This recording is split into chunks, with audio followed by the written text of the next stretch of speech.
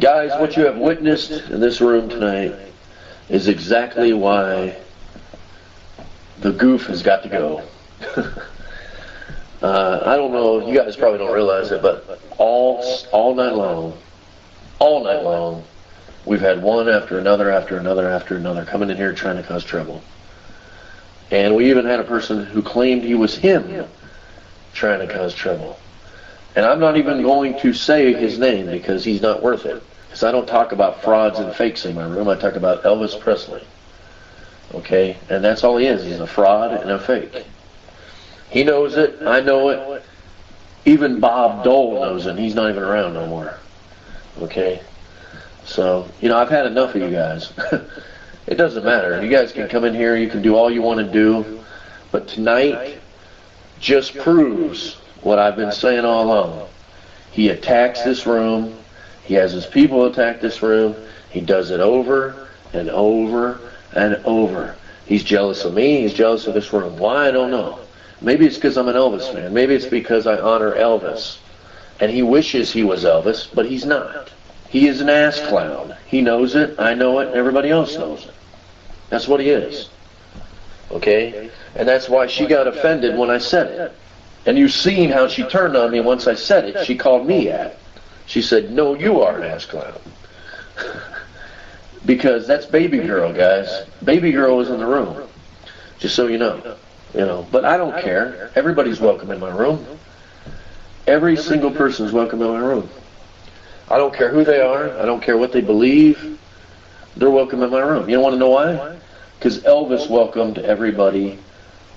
And Elvis loved everybody. And Elvis liked all kinds of music. And he was accepting of all kinds of music. He brought all people together. And that's what made Elvis Elvis. And this room is about Elvis. So why would I be any different? I accept all people in my room. See? They can hate on me. They can say all they want. They can do whatever they want to do. I will accept them in this room. And as you've seen, I kept that person in this room for 2 hours and 45 minutes of stupidity. Because they were just on the line. They weren't saying anything to get them bounced. They were just on the line. But they kept needling and needling and needling. They knew exactly what they were doing. I watched each and every one of them. And there were 4 or 5 in this room that were here all night. And I don't think you guys realize it. And if you do, God bless you for it. And that's the difference. I don't care where you live. I don't care your blood type. I don't care, your name is. You don't have to tell me all that. I'm not going to bounce you out of the room. But the person that was in this room starting trouble all night long is the same person that bounces people out of that room every single night. If you don't tell them exactly what they want to know, or if you don't comment for 5 minutes, they'll bounce you right out. Now, Deke, I know you're in the room, and even though you were asking questions, I don't have a problem with you. I know a lot of people in the room might think I do. I don't. Deke is a really good singer, and I really like Deke. I just don't think he understood what was going on, and that's cool, because here I don't really want people to understand what's going on. The only reason I'm telling you now is because that was ridiculous. You're welcome, Deke. I mean it. You didn't know what was going on. I really wish you would have listened to me in text, but it's okay. I understand. It was kind of crazy. And if you don't know what's going on, this has been going on for 5 years. Once I came on the Pal Talk, and for whatever reason, I've been getting attacked by the same people and the same person. Okay. There's a lot of people in the room that are coming in other people's nicks, and I know that. And, they might not be who they say they are. But I've been coming in here for years and years and years. And from the day I came in, guys, there's only one reason I come in this room. There's only one reason I come to Pal Talk. And that's because the respect out of Elvis Presley. I respect Elvis Presley, and I want you to remember him, and I don't want him to ever be forgotten. And I will always try to keep that up. I will always try to make you respect Elvis Presley. This room is about that. It's not about anything else. And I don't know what it is. And I say this all the time. If I have a room that's open that honors Elvis Presley, called the Rustywells, just because it's my name. Elvis Memorial Music Room. Now, let me repeat that. Elvis Memorial Music Room. You know, it's not the Robert Goulet Music Room. It's not the, you know, Jimmy Ellis Music Room. It's the Elvis Memorial Music Room. It's called the Memorial because it's a respect for him in life, his life. We respect his life. We respect his music. We respect his legacy, who he was, and how he was. That's why it's called the Rustywells Elvis Memorial Music Room. And that's all I care about.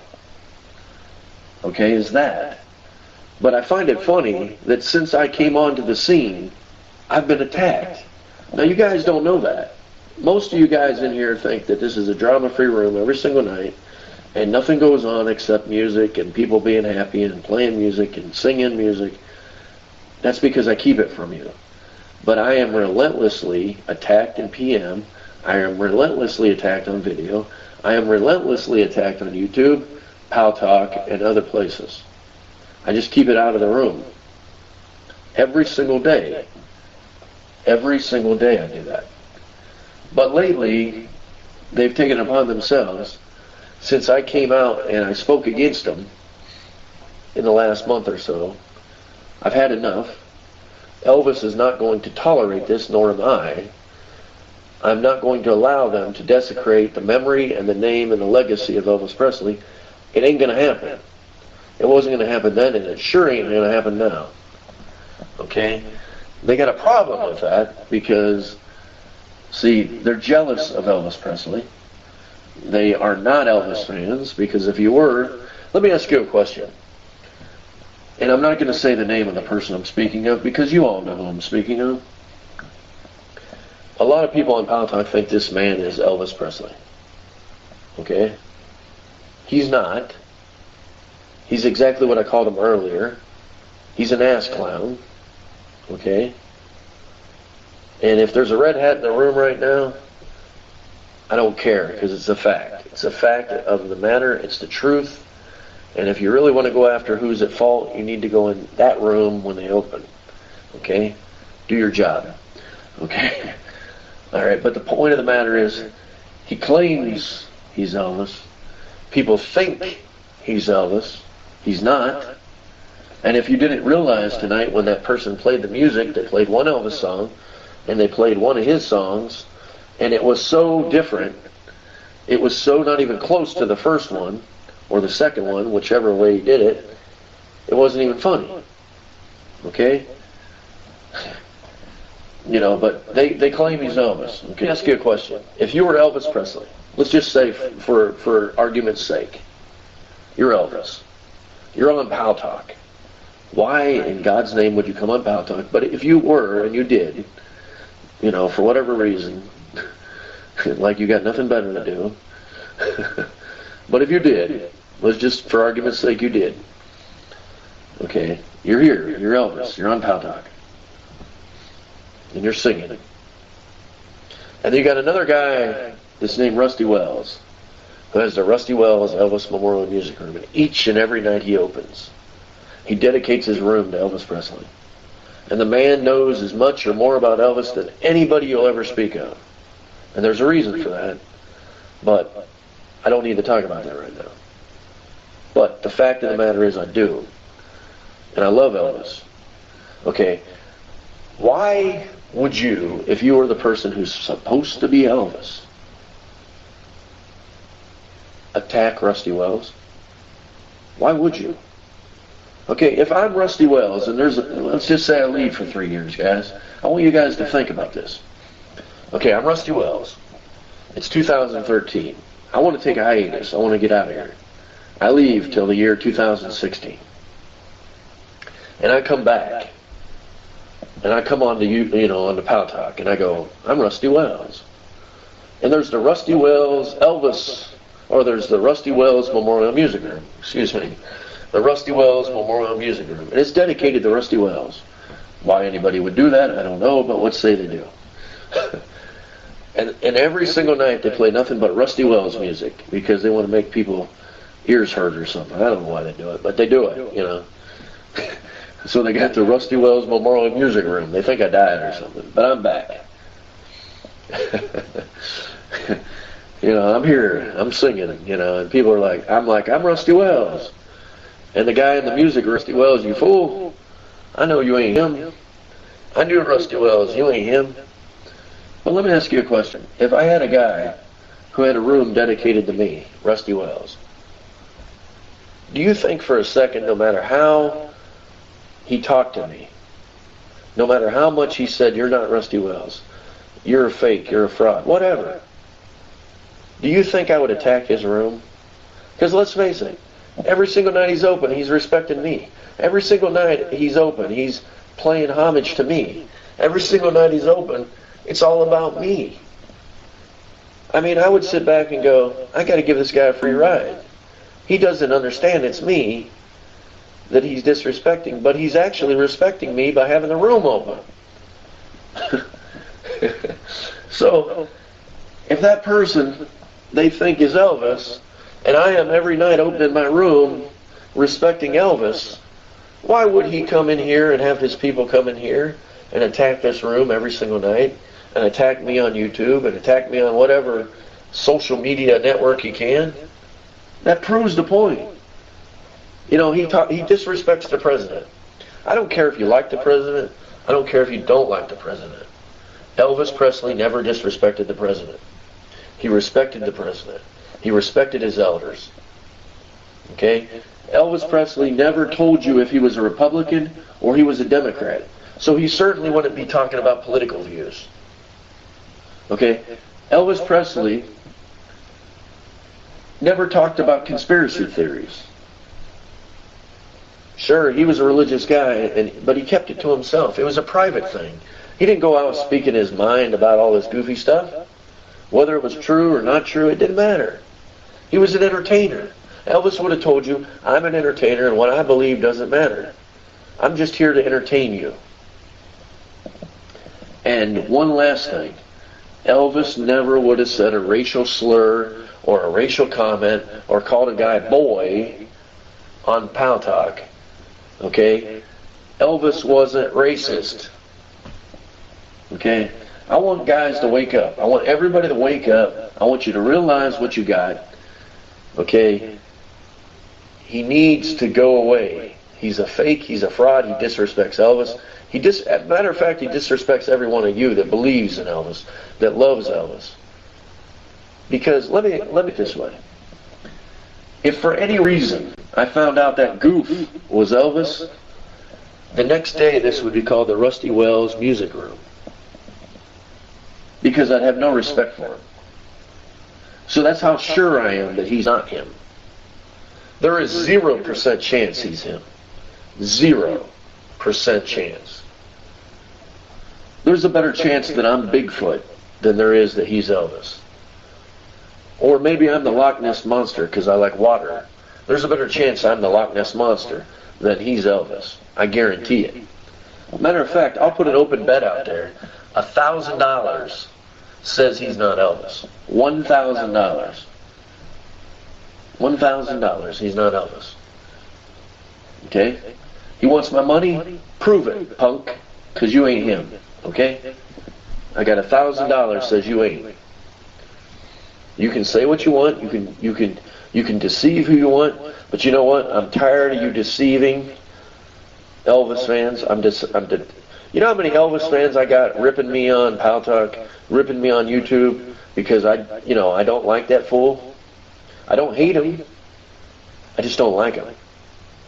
I don't like what he does to Elvis's memory. I don't like what he says about Elvis. The man had the nerve to say that Elvis was a bad person because of Las Vegas on a video I seen.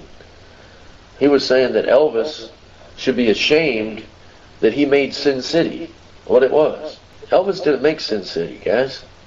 I don't know what world he's living in, but let me explain something. In the 50s, Elvis went to Vegas. He bombed in Vegas. Not because he wasn't a great singer, because Vegas was older. It had older people, and Elvis was a young guy. And they didn't understand him. Okay? So he did a couple of shows, and he left. Okay, it didn't work out for him.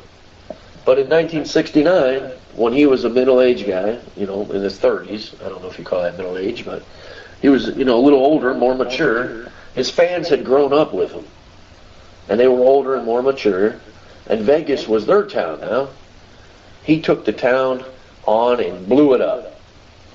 Well, let me explain something to you. Bugsy Siegel and a bunch of other people and gangsters, that's what made Vegas Vegas back in the 50s. Okay? Long before 1969. I don't know what world you live in, but 50s and 69 is quite a difference in years. Vegas was already there. It was already Sin City, guys. Matter of fact, it was more Sin City in the 50s and 60s than it was in the 70s and 80s. I got news for you. Trust me on that one. So, you know, it's just that kind of stuff that just irritates me to death. The disrespect for Elvis. Yeah. You know, Elvis's fault because he made Sin City. Elvis didn't make Sin City. It was there for 15, 20 years before he ever thought about making Las Vegas his.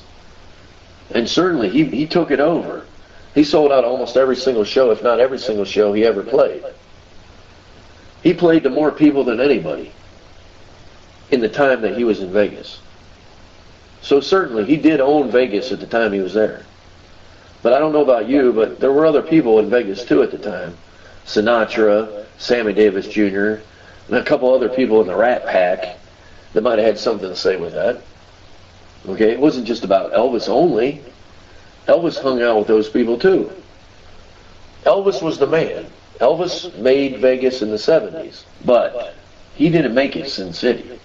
So to blame him for that is just totally disrespecting Elvis. I'm sure he did, you know, because he's blamed me for everything else. Why not? You know, I understand that. It's okay, but you know, it's guys, and this is the last thing. It's just stuff like that. How dare you blame Elvis for that? How dare you lie about the song The Letter? The man had the audacity to say that he wrote the letter. Guys, you understand that? The man said he wrote the letter. Okay, let me explain that. That was wrote in the Las Vegas Hilton. Okay, in December of 1976. He wrote the letter. He grabbed a piece of paper from his bedside and he wrote those words that are in the song in the letter, the talking words. He wrote those words. Elvis did. He was very upset at the time. Okay, he wrote what he was feeling on paper. And after he got done, you know, there's a video of me talking about this on YouTube. But when he was done, he was very upset. He was very sad. And he kneeled beside his bed. And he happened to have a picture of Lisa Marie and Priscilla by his bed. And you're probably saying, 1976, wasn't he dating Ginger Alden? Yes, he was. However, the mother of his child, Lisa Marie, and Lisa Marie were in the picture. Okay, I don't care who you are. I don't care if you move on and you're dating someone else or you're married to someone else. The mother of your child is still the mother of your child, period. You still have that respect for her. And he loved her, and even though they weren't married anymore, he still loved her. Because that's the mother of his child. That's Lisa Marie's mother. And he was brokenhearted. And it was getting to him at that moment. Okay, and he started crying. And the maid came in when she shouldn't have, but the guys let her in. And she seen him crying, and then he left. She left. Okay, and when Elvis left, the maid, and he said, thank you. And he was saying thank you for not interrupting him in his moment of sadness. That's all. But when he explained it, he made a mockery of it. He made it sound like he wrote the letter, and he even had the audacity to say that Wayne Newton came in and took the letter out of the trash can. Wayne Newton came in and took the letter out of the trash can? Are you serious, you idiot? Wayne Newton came into your private suite at the Hilton and took the letter out of the trash can. But then, of course, he corrected himself in mid-lie and said it was the maid, and said, but it was, and he said, oh, I'm kidding. I'm kidding, guys. As I always say, I'm kidding. I'll talk in first person for a whole hour, but when I'm done, I'll say I'm kidding, of course. But when he said he's kidding, then he went on to say, in first person again, but you know, when us writers write our best stuff, sometimes we don't realize how good it was, and we just throw it away. Some of our best stuff was thrown away. So then he goes back to talking first person. So I ask them this all the time. They always say, well, he don't say he's Elvis. And I say, yes, he does. Says it all the time.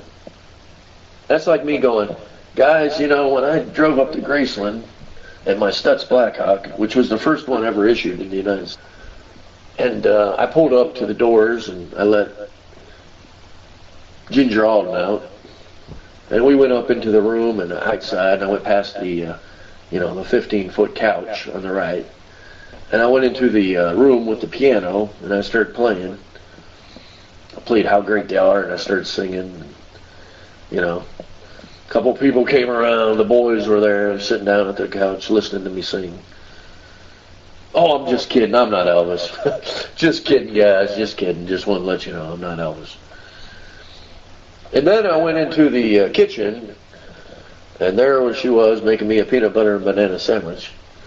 I sat down and ate that, and sat down in the chairs there and watched the waterfall on the wall come down, and I slowly laid back and looked up at the shag carpet on the ceiling. And when I got done doing that, I went down to the pool room area with all the fabric on the walls and the 3 TVs over here, and Scatter the monkey, the old monkey sitting there, and there was a little bar to the left. And then I went into the other room with all the fabric on the wall where the pool table is.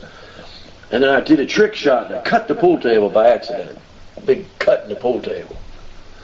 There's a scar on the pool table where I did a trick shot. Oh, wait a second, that was Elvis. I'm just kidding you guys. I didn't do all that stuff.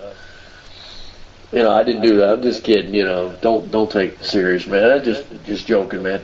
I'm just talking as if I was Elvis, man. If I was Elvis, just letting you know. And then I went outside and I went to the pool area. I went to the pool house right beside the pool. And I sat down right there in the door. It wasn't me that sat in the door. Or was it? I'm not sure. Maybe it was me that got that picture taken by the guy with the Kodak camera. That probably was me. But don't tell anybody. But if it was, I couldn't tell you. But I'm not saying it was. That's exactly what he does, guys. The whole time. Now, that's just stupid. And honestly, it's just disrespectful to Elvis's memory. Each and every person in this room, Jesse, Little Bit Angel, Ian, Daddy Wolf, G.I. Blues, Deke, whatever, and Texas Angel, you're all fans. You're fans of music. You're fans of Elvis. And if you're not fans of Elvis, you're fans of music. You're here. You're here. Whatever's here, everybody's here, You guys are here because you love Elvis or you love music. See, there's a reason I let all kinds of music be played. I let people play other people's music. I've been asked this question too. Rusty, why do you let other music be played? It's an Elvis tribute. Well, let me ask you, how do you think Elvis became Elvis? He hung out at the church and he sang gospel music. And in Mississippi, he hung out beside the blues bars. He didn't go in, he was a young kid, He moved to Memphis when he was 48, or in 48, not when he was 48, he didn't make it. In 48, he moved to Memphis, so obviously he was only a young guy, 11 or 12 years old when he was in Mississippi. So he used to hang outside the blues bars and listen to the blues music. Mostly black blues music, which is another reason why he wasn't racist. He would live in town, and he was around a lot of blues singers, so he loved blues singers, and most blues singers were black back in Mississippi. And he learned to love and appreciate their music.